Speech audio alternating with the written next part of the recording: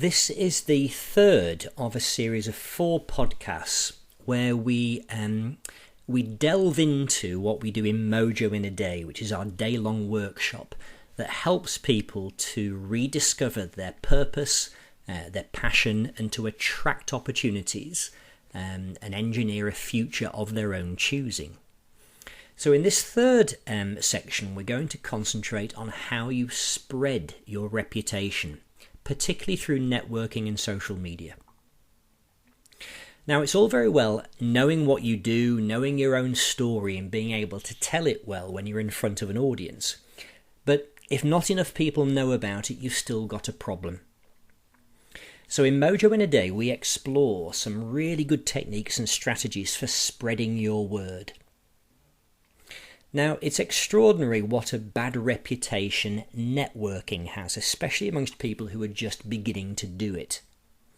And there seems to be a gap between what it purports to be and the experience that people actually have of it.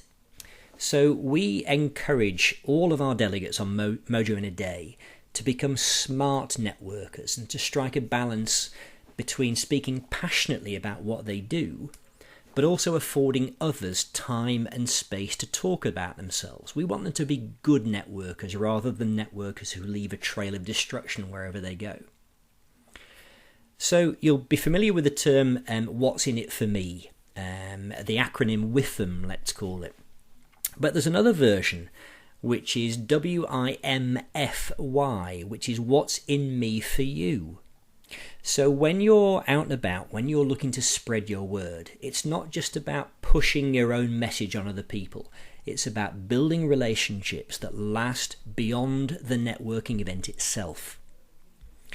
It's really helpful if you take a genuine interest in other people and develop a real sense of curiosity and also the ability to see possibility and opportunity wherever you go. I always think that comedians who use observational humour are very good at this. They're able to see things that other people wouldn't. They're in a cafe or they're in a restaurant, they're queuing for something. They say, you know what, I can use that. And then they write it down, and then probably the next week it's on the stage and they're making money out of telling that story. So there was an American trainer, I think, who once put it that the secret to networking is to do what your mother told you not to do when you were little. And that's to speak to strangers and use the F word, which is follow up. So the lesson there in terms of networking is to have your antennae tuned in to pick up opportunities, to see meaning and make, these sort of metaphorical connections between different things that helps you to think in that way. To always have a conversation with somebody you don't know yet rather than shy away from it, because you never know where that's going to go. And make sure that having had that conversation, you nurture it by following up, maybe with a phone call, maybe with an email, and ideally with a meeting of some kind. Now, social media is a mystery to many people, but in the modern era, its pulling power cannot be disputed. And those that don't use it certainly feel that they might be missing out, but perhaps there's a lack of understanding about how it works and what it's for. Now, it's undoubtedly changed the way we communicate. And we used to rely on word of mouth, but the trouble with word of mouth, it can be quite slow.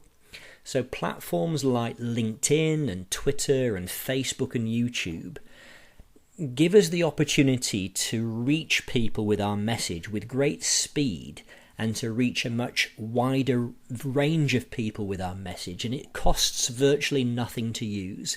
It's costly in terms of our time, and it's very important that you don't get sucked into this world and then lose the face time that you used to have with people because you're too busy working on the computer. But the thing about social media is it's really leveled the playing field.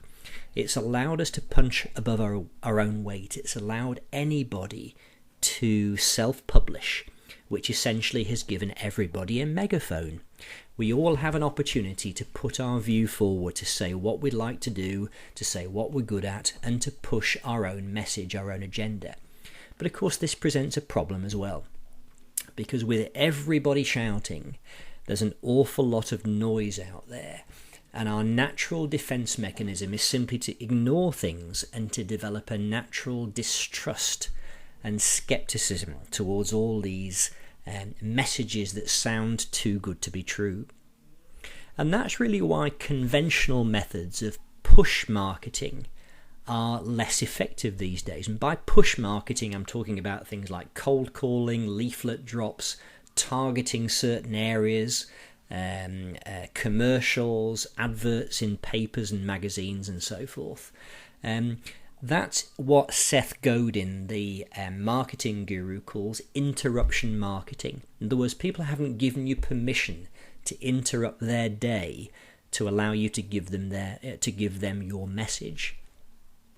So a lot of Mojo life and what we do in Mojo in a day is to talk about pulling power rather than push technique. So we get you to reflect on your message. We get you to reflect on what you're saying and doing that might be worth paying attention to. So rather than looking outwards at all the people we can target with our bland, factual message, we actually look inwardly and think to ourselves, well, hang on a minute, is our message really powerful? Is it really compelling? Is it authentic? Is it true to us and our values and our beliefs? And therefore, can we make it relevant to the audience so that something in it speaks to them, that it resonates with them? So in Mojo in a Day, we look at social media both from the practicalities of the nuts and bolts of using things like LinkedIn and YouTube and Twitter, but we also focus on your message and how you're articulating it and how to build a tribal following. People who love what you do. They may not be very high in number to start with, but it's important that you attract people who are aligned with your beliefs and values, and then word begins to spread.